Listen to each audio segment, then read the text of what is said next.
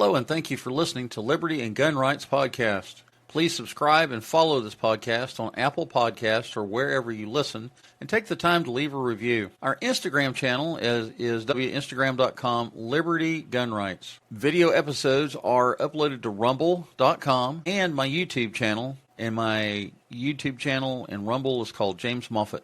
You can just search for it. Please subscribe and follow these channels for future updates. I release episodes every Friday at 8 a.m. Thank you for listening, and now to our featured episode. Hello and welcome to Liberty and Gun Rights Podcast. My name is James Moffett, and I'll be your host. Today we have Jeff Mayheugh. How are you doing, sir? I'm doing well. How are you doing? Good.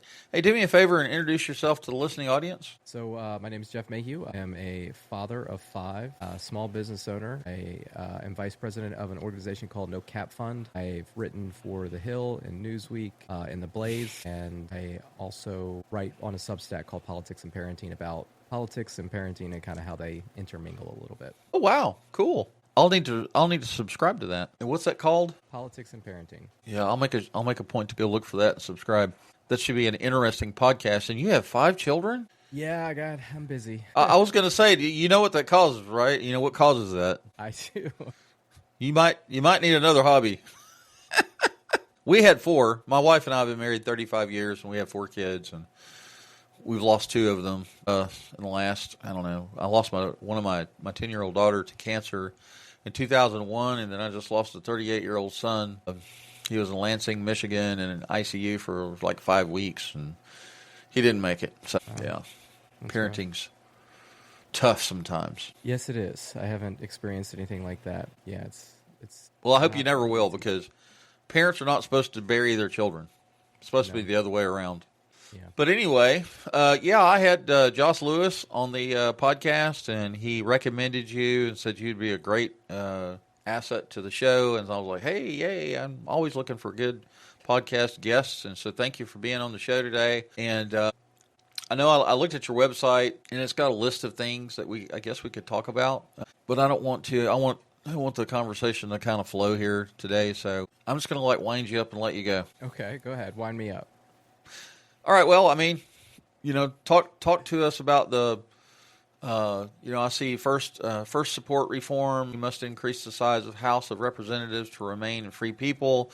I think it's stuck at 435. You want to kind of delve into that a little bit? Yeah, so at the No Cap Fund, our focus is to uncap the House of Representatives. We plan to do this by educating regular Americans on their right of representation. Representation really is the foundation of our republic. It's always kind of been the center point of conflict in our union, whether it be at the founding with the Great Compromise of bicameral Congress, or, fast forward just a year or so later with the 3/5 compromise over slavery. Ultimately, representation is our power as average citizens, and we apportioned the House based on population up until 1929, or 1920 really, and the House continued to grow. Because of all the different changes in America, the population growth, the income growth, the immigration growth, there was all of these issues with apportionment after the 1920 census, and they argued. They couldn't decide how to apportion the House. Some people didn't want to add more members. A lot of states, like, for example,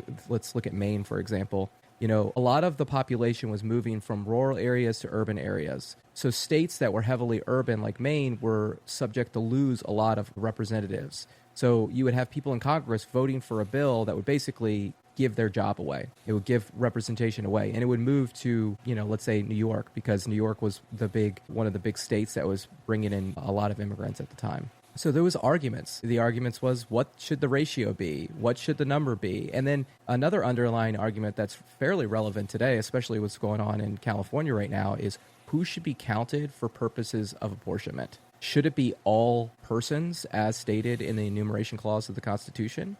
Or should we, now that the immigration is growing rapidly, should we adjust that to make it only United States citizens? Ultimately, Congress couldn't decide on this answer.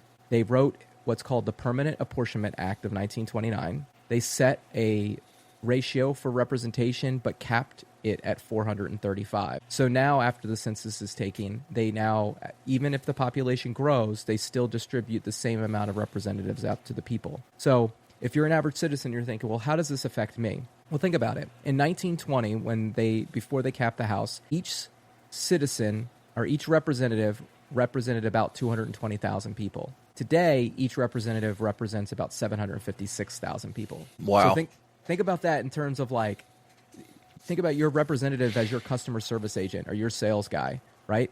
They have too much work to do. They can't actually talk to you. They can't actually hear you. And what this has led to is the polarization of our country, the polarization of the political parties and the rise of wealth, influence in politics, because it takes a lot of money to get heard. And it takes a lot of money to run for office. So you're constantly listening to those people, but you can't actually hear the other people, the other 700 and something thousand people that are in your district. That's crazy. Well, and as I understand it, most representatives, whether it's in the House or the Senate, they spend a large majority of their time fundraising. Yeah, so it's funny. I think I wrote an article about, or put this in one of my articles. I saw a news piece, I think it was like a 60 Minutes piece with David Jolly, I believe it was, after he got out of Congress, and he kind of shared about a story about how, and actually it's in the book Act of Congress too, I have it behind me on my shelf somewhere, is the congressional representatives will leave their office, go across the street to another office, and do donation calls in the middle of the day, right? They could have a vote, right? But they got to go across the street. And the reason they have to go across the street is because there's laws. They can't do it in the at Capitol Hill, so they have to go somewhere else to do it. But they still take time out of doing their job, legislating, debating, representing you, to go and raise money, even when it's not even an election. Because in the House, you're only there for 2 years, and you're basically running for a re-election the moment that you get elected. Right. Yeah. Recently, I've heard some senators make a comment about, the big beautiful bill, and there's other bills that have been passed, since Donald Trump became president again. And somebody was asking him why he voted the way he did, and asked him about specific parts of the bill. And some senators were like, I don't have time to read those bills. Some of those bills are 3,000 pages. I just vote on them. And I'm like, and every American should be like, well, hold on, stop the presses, because there's an issue here. You're our representative, and we, the people, put you in office to serve our best interests as much as possible. And you're telling us that you don't have time to read the bill? Why are you voting on it if you didn't read it? Yeah, and that just makes my head explode. My head will spin and explode when I hear crap like that. Yeah, I think it's a separate problem, obviously, than the number, but I do think they kind of tie together, because what happens in Congress now is because, if you think about it, the population has tripled. It's gone from 100 million to 300 million. The responsibility of each representative has grown significantly, right? They have a lot of things to do. I mean, we give them a hard time because they don't really do a good job, but the reality is who could do a good job under those circumstances? Again, back to the sales representative. All right, you're a hotshot sales representative with 50 clients. Your territory has 50 clients in it, and your boss gives you a promotion, and now you have 3,000 clients. Do you think you're going to be able to give them the same service that you gave the 50? Probably not, right? Nope. And so what happens is you start to rely on staff and administration to do the work for you. And it becomes accustomed to the system, and people think, well, that's just the way that it works, but it's not supposed to be the way that it works. And, to your point about the senator or representative that's talking about how they didn't read the bill, they're probably relying on their staff to read the bill. And again, as citizens, we have to ask ourselves, is that the system that we want? Is that the system we want to vote for? Or do we want to vote for somebody, some person to represent us, and we want that person to be able to read the bill? And then, if you balance that system a little bit, you probably get more manageable bills to read. Yeah, and now that I'm thinking about it, if I was a staffer, the first thing I would do is feed that bill into AI and let AI summarize it, and then give that summary to the senator or to the legislator and say, okay, you don't have time to read 3,000 pages of this bill. However, AI can summarize it for you, and now you don't have to read every single word. This is the summary. Read the summary, right? And use technology to your advantage. I'm all for using technology for the advantage. I do not want my representative or my staff members doing that, because AI can summarize, but when a bill or a law gets challenged, it's going to go under scrutiny of the court, and a well-trained lawyer can make that bill say whatever it needs to say if it's not written well enough. And AI will summarize it, but it's not going to tell you if it's written well enough to protect against stuff like that. Well, I hadn't thought about that. I'm just being lazy. That's a good point. I hadn't thought about that. All right. So what about? I got to quit saying. I'm horrible at that. What about the second one says, second, champion honest debate. We welcome rigorous discussion on the methods of expansion. So I think you already outlined that, didn't you? No, not really. So, there's a lot of different proposals out there on what the numbers should be or what the ratio should be. Our position is we welcome to talking about it. The focus is getting people talking about it. Once we start talking about what the number should be, then we've already won. We're already moving forward in the right direction because our goal is to give more Americans more representation. If we can get 100, increase the House size by 100, that's great. If we can increase it by 200, that's great too. I'd love to be able to get, input from lots of different people across the country because at the end of the day, no one person or one group should be able to make these decisions. And it should be a collective effort of debate in order to get to the number. Right. Now, will there need to be an amendment to the Constitution to make this happen? No, there won't. So the Permanent Apportionment Act of 1929 is a simple bill. And reapportioning the House and uncapping the House is just a matter of writing a new apportionment act, which we can do. We have the 2030 census is coming up, and if we write a new bill before then, we could apportion the House very soon. Now, having said that, I do think that there is something to a constitutional amendment guaranteeing a right of representation so something like this doesn't happen again.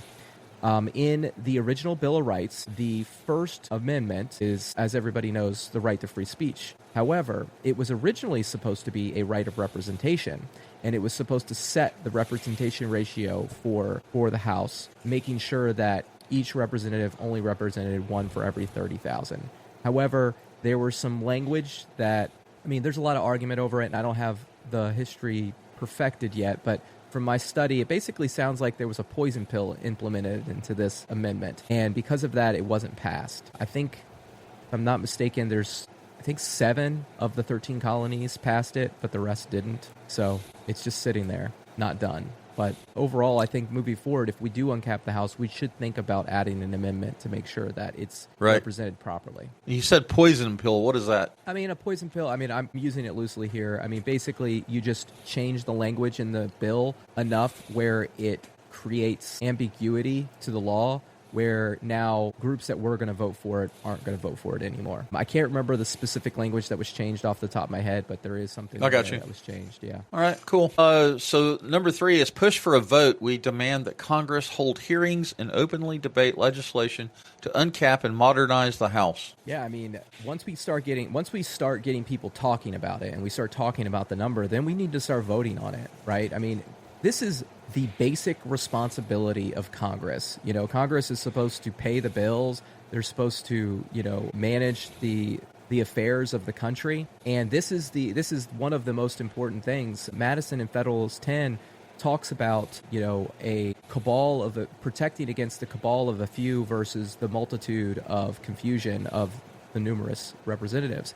And the idea is to find balance in here. And he goes on in Federalist 50 through 54 talking about how important representation is, and ultimately he doesn't know what the right ratio is, and really none of our founders did, but they were trying to find a ratio that worked for them, and they kind of left it up to us to make sure that we prioritize this, because self-government is about regular people having power, and how regular people have power in this country is through their representative. And when you limit the representative, you've limited a regular American's ability to govern themselves. So the moment that we start talking about it, and the moment we start talking about the number, we need to start voting on it in Congress, and Congress needs to act and start fulfilling its responsibilities. Very good. Number 4, expand the tent. We must engage Americans of all political stripes in this cause. Yeah, for me, I talk with Republicans and Democrats. This is a bipartisan issue. When you explain it, as I did earlier with the sales analogy, 50 reps or 50 people to 3,000 people, every American understands what it feels like to be overwhelmed in work. And they also know how bad their service is going to be if they get an employee that's overwhelmed in the work. What they want is a functioning, efficient business. And what we need is a functioning, efficient government. And in order to do that, we have to expand the House. And in order to do that, we have to actually be okay with talking with people that disagree with us. And we need to be able to come together and be like, all right, cool. You want to do this. I want to do that. But we all kind of need a little bit of power to get it done, so why don't we work on expanding the House first and then have those debates? Yeah, there has to be a little bit of compromise there. Absolutely.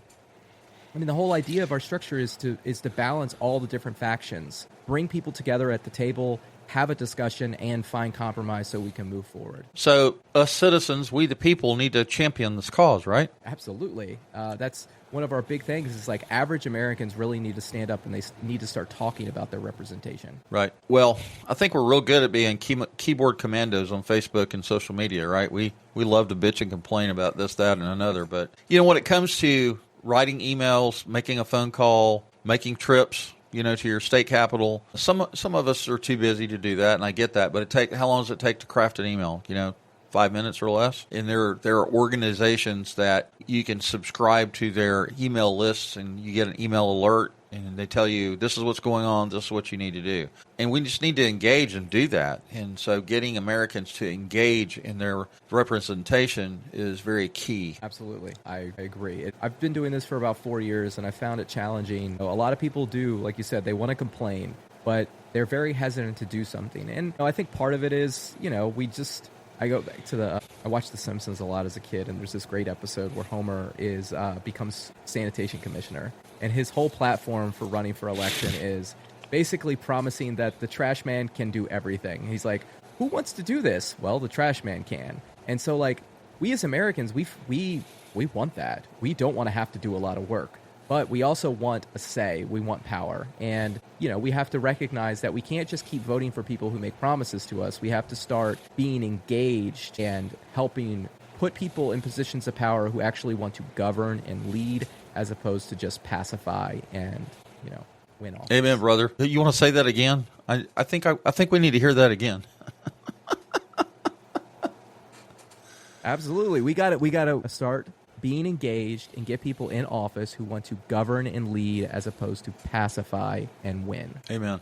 Yeah, I'm working on a mini series of podcast episodes for Mark Lynch for Senate, and he's going to he has a campaign platform to dump Lindsey Graham, our rhino senator in Washington. I call him Flimsy Graham, but anyway. So I guess it says, in support of these commitments, we promise one another our good faith effort, honest voice, and steadfast commitment to peaceably repair representation to the people and balance under our great Constitution. Yeah, I think at least representation can be a violent topic if you think about it, because ultimately, if you remember the American Revolution, our battle cry was no taxation without representation, right? We were fighting. We went to war for representation, okay? Like a lot of people say we went to war for taxes, but we went to war for representation. If you look at the French Revolution, right? The revolutionaries, the Third Estate, they were left out of power. What they were asking for,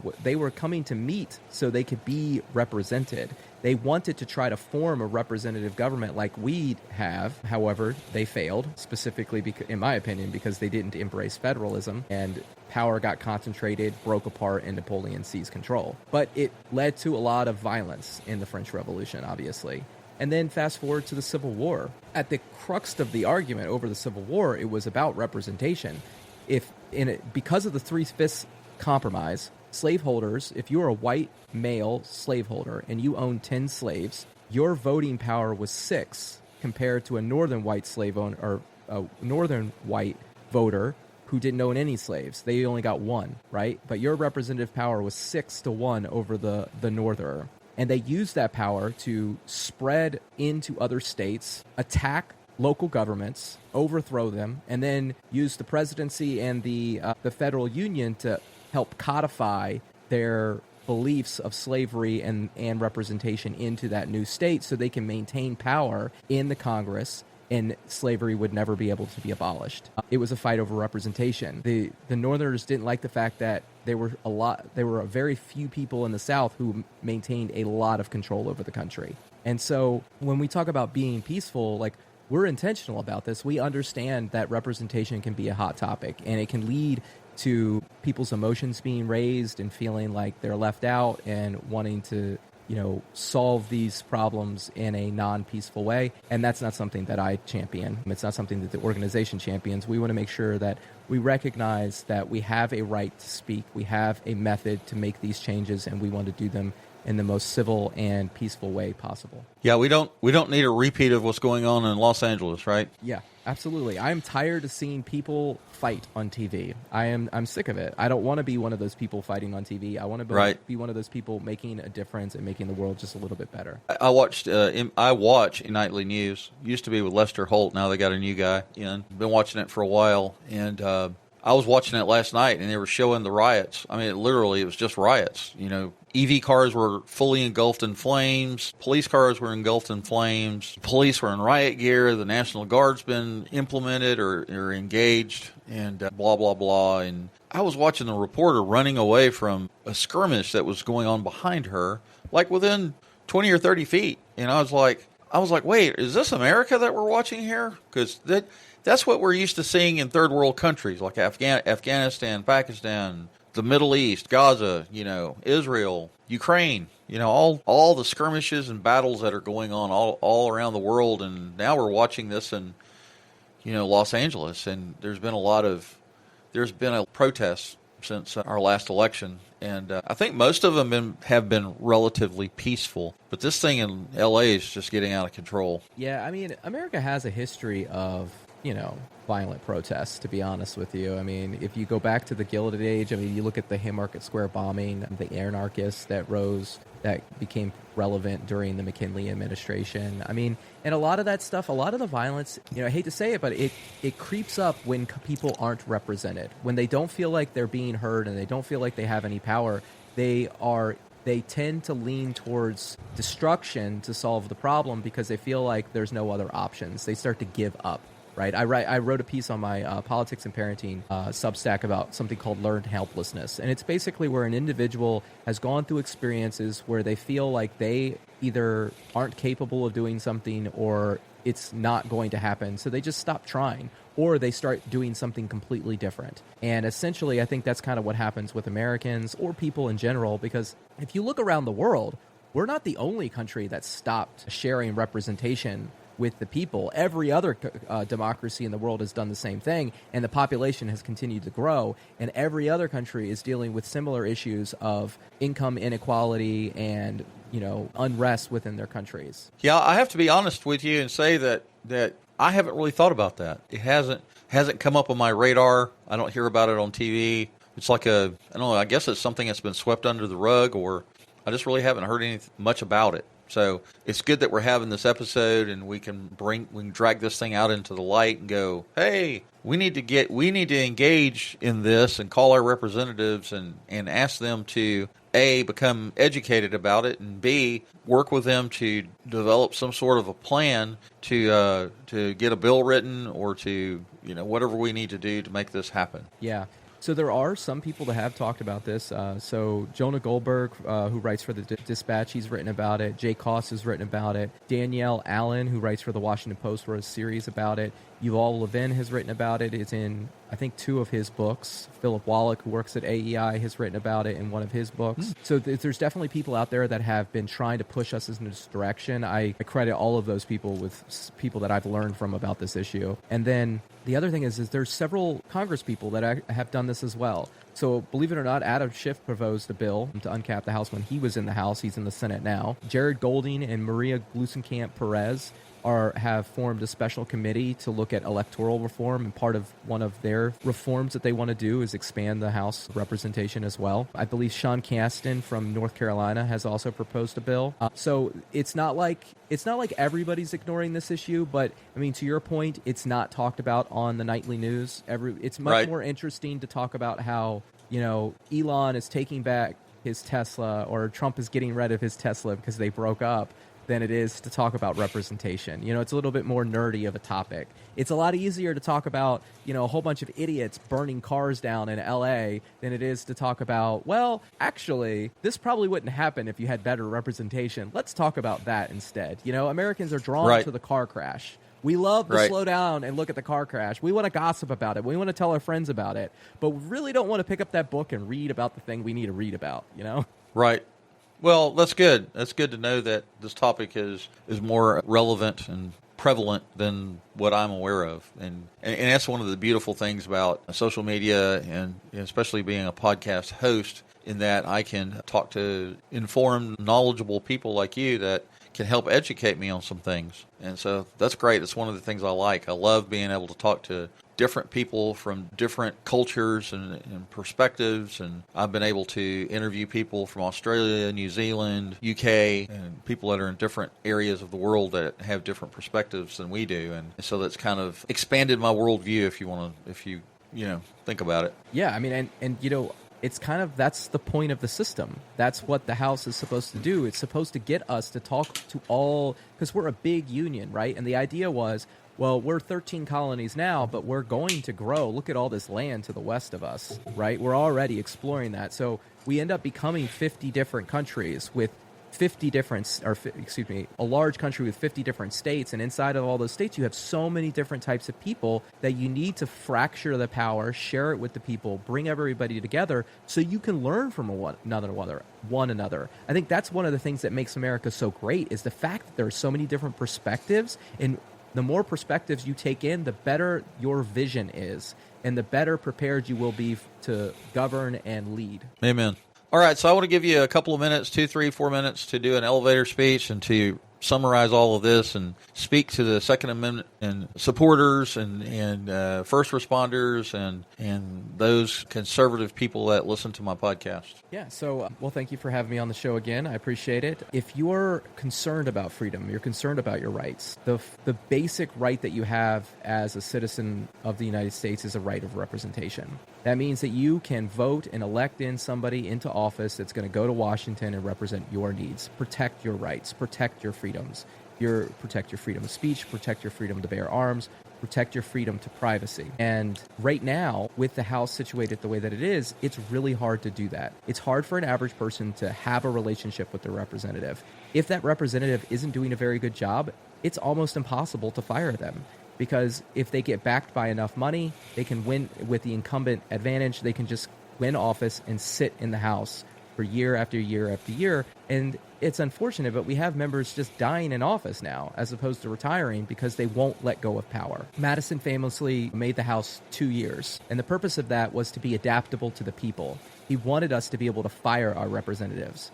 However, with the capped House and power getting concentrated, it's flipped, and now power is stagnated. People just stay there, and they don't represent us. So if you're an average American out there who really cares about your rights, the number one right that you have as an American is to self-government is your right of representation. So if you focus on that, if you talk about that, if you get people shifting the conversation away from which political party has power into how are we going to give average American citizens power to be represented in the government, then you can really, truly protect those rights. Oh, that's awesome. Thank you. Drew a blank. Jeff Mayhew. Jeff, thank you for being on the podcast. Your website is nocapfund.org. It's common spelling, nocapfund.org. And you said you have a Substack called Politics and Parenting. So to the listening audience, go subscribe to that and read the material that Jeff's producing there. And Jeff, thank you for being here. I'm so glad you're on our podcast episode. To the listening audience, I want to say thank you for the privilege of your time. Our podcast is hosted on Captivate.fm,